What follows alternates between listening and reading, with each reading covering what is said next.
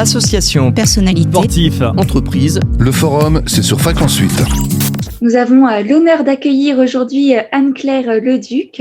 Bonjour Anne-Claire. Bonjour. Bienvenue sur Radio Fréquence 8. Vous représentez donc l'association Un défi de taille, dont vous êtes la présidente, qui veille à accompagner, soutenir et informer sur les maladies rares, les dysplasies spondylo-épimétaphysaires, autrement appelées DSE. Pour commencer, est-ce que vous pouvez nous dire comment est née, comment avez-vous créé votre association ? Alors, notre association a été créée il y a maintenant 2 ans.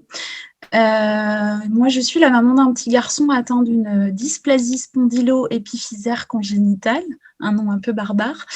Et donc, on a été très seuls pendant 4 années de notre vie. Pour être honnête, on ne savait même pas que c'était une maladie rare au départ. Et effectivement, on ne connaissait absolument personne qui avait ce type de pathologie. Donc, on s'est senti très seuls dans le sens où c'est difficile en fait de ne pas pouvoir partager le quotidien d'une personne atteinte de DSEC ou de ne pas savoir ce qui peut nous attendre par la suite, enfin bref. Et puis, après échange avec la généticienne de notre fils sur l'hôpital Necker, elle nous a suggéré en fait de créer une association. Donc au départ, j'étais pas très chaude parce que je me disais non, mais il n'y a que nous, alors quel est l'intérêt de créer une association ? Et puis la généticienne nous a dit mais si, vous avez tout intérêt à exister parce qu'il y a d'autres personnes atteintes de la même pathologie que votre fils. Et puis effectivement, elle nous a indiqué que l'idéal était peut-être de ne pas se focaliser uniquement sur la pathologie de notre fils, mais d'ouvrir à des pathologies qui ont des caractéristiques communes. Donc voilà comment est née notre association. Pourquoi est-ce que justement vous avez choisi le nom Un défi de taille ? Alors, un défi de taille, plusieurs raisons. La première, c'est que la pathologie de notre fils, elle est souvent résumée à sa petite taille. Et pour être honnête, pour nous, la petite taille, c'est un peu un détail par rapport à tout ce qu'il peut y avoir autour. Donc moi, j'avais rencontré entre-temps une personne atteinte de la même pathologie que notre fils, et elle était tout à fait d'accord avec nous. Donc ça nous a réconfortés. On s'est dit bon, on est à peu près sur la même longueur d'onde, et donc on trouvait que c'était intéressant de faire apparaître ce mot taille dans le sens où c'était important d'aller au-delà des préjugés et au-delà du fait que les DSE ne s'apparentent pas que à des problèmes de taille, et donc le défi c'était d'aller au-delà des préjugés, et puis aussi bien sûr le défi c'était d'accomplir l'ensemble des missions qu'on a répertoriées au sein de l'association. Alors, vous sensibilisez les personnes sur les maladies rares. Combien de maladies est-ce que vous représentez au sein de votre association ? C'est 13 pathologies qui sont déclinées. Et à l'intérieur de ces 13 pathologies, il y a des sous-déclinaisons. Donc, on représente approximativement environ 21-22 pathologies différentes. On dit qu'une maladie rare, elle touche moins d'une personne sur 2000. Ce qui représente quand même beaucoup de personnes, puisqu'on dit que c'est à peu près une personne sur 20, puisqu'il existe plus de 7000 pathologies rares connues aujourd'hui, mais on en découvre encore tous les jours. Donc nous, au sein de l'association, les dysplasies spondylo-épimétaphysaires, en fait, elles ont été regroupées parce qu'elles ont des caractéristiques communes. Donc les caractéristiques communes des DSE, c'est donc effectivement le problème de taille, mais c'est pas celui que je cite en premier. Ce sont des déformations osseuses qui peuvent être sévères, une arthrose précoce, donc dès le plus jeune âge, il y a des douleurs qui sont présentes. Et puis après, on peut aussi retrouver d'autres signes cliniques qui peuvent être en lien avec l'ORL, la vue, la déglutition. En fait, c'est assez varié. Et c'est très, très différent d'une personne à une autre. C'est-à-dire qu'une personne qui est porteuse, alors si je prends l'exemple de mon fils, une personne qui est atteinte de la même pathologie que mon fils n'aura pas nécessairement les mêmes symptômes. C'est-à-dire que en fonction de En fonction de la personne, il y a des choses qui vont être développées, d'autres pas. Alors, on sait cependant que les déformations osseuses et l'arthrose précoce en font partie. Après, dire quel type de déformation il va y avoir, c'est très aléatoire et ça dépend vraiment des individus. Est-ce qu'il existe aujourd'hui des diagnostics? Alors, concernant les diagnostics, donc les diagnostics qui s'effectuent par voie génétique pour la plupart du temps, même si à la base, ils sont effectués sur des symptômes cliniques, donc notamment en lien avec les radios ou les IRM. Et après, effectivement, c'est ces radios, ces IRM qui amènent vers ce type de pathologie et il peut effectivement y avoir une recherche génétique pour indiquer de sources sûres, de sources fiables, le nom de la pathologie, en tout cas le gène qui est concerné. Après, concernant les DSE, il n'y a pas de traitement. Je vais relativiser quand même, mais il n'y a pas de traitement curatif en tout cas. Après, effectivement, c'est des traitements qui vont exister pour venir pallier aux différentes difficultés des personnes atteintes. Par exemple, sur certaines déformations osseuses, il peut y avoir des chirurgies qui sont plutôt lourdes et plutôt invasives, mais en tout cas qui sont très bénéfiques pour les patients. Après, pour l'arthrose précoce, par exemple, là, c'est un peu au cas par cas, c'est-à-dire qu'il y a des traitements pour soulager la douleur, mais plus on va prendre les traitements, moins ils vont être efficaces. Et puis, est-ce que c'est la solution que de prendre des médicaments à longueur de temps? Voilà. En tout cas, il y a des médecines alternatives pour essayer de trouver des solutions, en tout cas pour soulager la douleur, mais c'est quand même ce qui rend compliquer le quotidien de beaucoup de nos adhérents. Il y a de la recherche. Oui.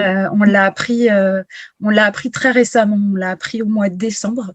Donc, il y a une chercheuse qui travaille sur une vingtaine de souris qui sont atteintes d'une dysplasie spondylo-épiphysaire congénitale. Et donc voilà, c'est une petite porte, une jolie porte d'espoir pour la suite. Est-ce que, justement, d'après vous, votre association permet en fait de donner une voix finalement aux maladies qui sont rares, qui sont parfois méconnues même auprès des médecins? L'objectif de créer une association de personnes atteintes de maladies rares, c'est vraiment de porter la voix des malades. Et porter la voix des malades, c'est les faire connaître, les faire reconnaître et effectivement avancer à la fois sur le côté médical, sur le côté paramédical. Et on essaye de travailler au mieux pour représenter en tout cas ces DSE. Et on est très content puisque la première fiche descriptive d'une pathologie de notre association, parce que c'était un de nos souhaits, a été rédigée conjointement avec une des généticiennes du centre de référence des maladies osseuses. Et c'est un écrit de qualité qui est accessible à la fois aux adhérents qui peuvent le transmettre à leurs médecins, à leurs kinés, etc., pour avoir une vue d'ensemble sur la pathologie. Et puis aussi aux nouvelles familles qui apprennent le diagnostic et qui ne savent pas trop vers où ils vont. Donc c'était un grand pas pour nous, ce premier écrit, et c'est le début d'une longue lignée, parce qu'on a d'autres pathologies. Donc on a des adhérents qui travaillent sur la prochaine fiche descriptive qui sera sur la dysplasie épiphysaire multiple. Votre association Un défi de taille a pour mission d'informer sur les DSE auprès d'un large public. Et vous avez également comme motivation profonde d'accompagner, de soutenir les personnes qui sont atteintes par ces maladies rares. Combien de personnes aujourd'hui est-ce que vous accueillez au sein de votre association? On a 17 adhérents. Il y a beaucoup d'enfants au sein de l'association, enfin en tout cas beaucoup de familles dont les enfants sont atteints. Alors c'est Adam, notre plus jeune adhérent, qui a 1 an. Et donc on va jusqu'à 45, on a quand même une majorité de familles avec des enfants qui ont, je dirais, entre 1 an et 15 ans. Et on a 2 familles qui sont à l'étranger. Donc normalement, on est une association nationale, mais on ne se voyait pas fermer la porte à des familles qui se sentaient terriblement seules et comme on n'avait pas de contact d'association dans leur pays, on est resté en contact avec eux et on apporte le soutien que l'on peut parce que forcément les procédures d'un pays à un autre sont totalement différentes. Donc là, on n'est plus sur de l'écoute bienveillante en fait pour faire en sorte qu'ils puissent réussir à avancer malgré les difficultés. Est-ce que vous pouvez nous expliquer les différents accompagnements que vous pouvez apporter aux familles face aux difficultés du quotidien? Donc, les maladies rares engendrent souvent un handicap. Quand on a un handicap, on passe par la maison départementale des personnes en situation de handicap pour faire reconnaître le handicap. Donc, c'est déjà quelque chose qui n'est pas simple pour une personne qui est en situation de handicap avec un handicap connu et reconnu. Mais quand c'est dans le cadre des maladies rares, j'ai envie de dire c'est encore plus difficile parce que les professionnels qui sont au sein des MDPH ne connaissent pas forcément cette pathologie. Donc l'objectif, c'est vraiment de pouvoir accompagner ces familles sur ces temps administratifs qui sont extrêmement lourds. Il y a aussi l'annonce du diagnostic qui est souvent vécue de manière très très difficile par les familles. C'est un peu un coup de poignard. Enfin, c'est les personnes qui apprennent la maladie de leur enfant ou de l'adulte, parce que ça peut arriver aussi à l'âge adulte. C'est quand même très très compliqué d'entendre cette pose de diagnostic. Et donc, c'est vrai que ça nécessite beaucoup de temps d'écoute pour libérer la parole et faire en sorte qu'on arrive à être dans l'acceptation du diagnostic et qu'on arrive à passer cette étape du j'ai reçu un diagnostic et il faut que je vive avec. Après, il y a aussi tout ce qui va être en lien avec l'accompagnement de la personne atteinte. Donc, ça peut être des opérations qui sont prévues, des craintes. Donc, parfois, c'est juste un petit message de soutien parce qu'on sait qu'il y a une opération qui est prévue le jour J. Donc, ça permet d'apporter un petit peu de réconfort. Et c'est vrai que quand on est parent et qu'on est passé par ce type de moment, les messages qu'on reçoit sont précieux parce qu'ils nous permettent de nous sentir moins seuls. Les astuces qu'on peut se donner les uns avec les autres sur quel matériel on pourra utiliser, je sais pas, alors, par exemple pour la position assise, est-ce que vous avez déjà testé du matériel, si oui lequel et ça à quel prix, donc après, pareil pour les douleurs, en fait tout ce qui concerne l'arthrose précoce, il y a vraiment une forme d'entraide en fait qui s'est créée au sein de l'association où ceux qui ont essayé des choses vont pouvoir donner des billes à d'autres. Alors après, ça fonctionne pas, mais en tout cas, on est vraiment dans un pôle d'échange, d'entraide et dans le but d'avancer ensemble et de rendre son quotidien un peu plus facile. Donc là, du 6 au 28 février, vous organisez des actions de sensibilisation par rapport donc aux maladies rares, en partenariat avec l'Alliance Maladies Rares. Est-ce que vous pouvez nous en dire quelques mots? Alors en fait, l'Alliance Maladies Rares nous a aussi aidé à créer l'association, parce que c'est pas toujours très simple de créer une association, encore plus dans le domaine des maladies rares. On a besoin un peu de tâtonner, d'avoir des informations. Donc l'Alliance nous a beaucoup aidés. Et l'année dernière, nous sommes devenus adhérents de l'Alliance Maladies Rares. Donc l'Alliance Maladies Rares, c'est un regroupement d'environ, il y a un peu plus de 200 associations de patients. Et donc cette année, c'est l'Alliance Maladies Rares qui coordonne le temps fort autour de la Journée internationale des maladies rares. Donc cette année, il n'y a pas de marche possible puisque c'est souvent en fait symbolisé par une marche et par des illuminations. Et cette année, avec le contexte actuel, compliqué de se réunir et de marcher ensemble.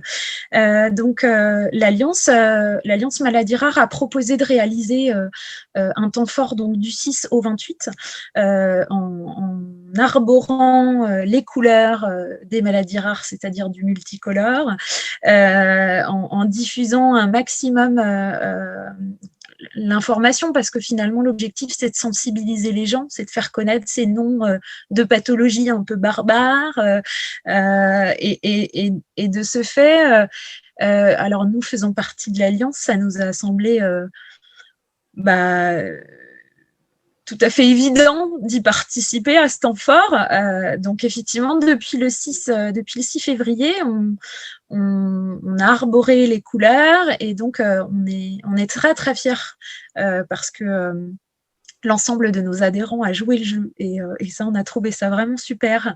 C'est-à-dire que chacun a envoyé une photo, une vidéo, enfin ce qu'il avait envie de mettre en avant, et puis donc on a fait des petits montages sur les couleurs des maladies rares, et donc chaque jour on a une pathologie de l'association qui est mise en avant avec un petit questionnaire un peu rigolo, et puis on a le portrait d'un de nos adhérents qui est diffusé en fait sur les réseaux sociaux, et donc on est très très fiers parce que on a vraiment eu plein de créations, c'est très diversifié, mais ça ressemble à chacun, et ça c'est génial.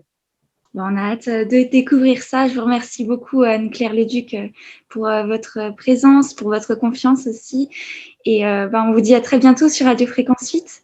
Merci à vous d'avoir pris le temps de nous écouter et puis de nous faire connaître, et de faire connaître bien évidemment l'ensemble des maladies rares, parce qu'il y a nous, mais il y a pas que nous, il y a toutes les autres. Associations, personnalités, sportifs, entreprises. Le forum, c'est sur Fréquence 8.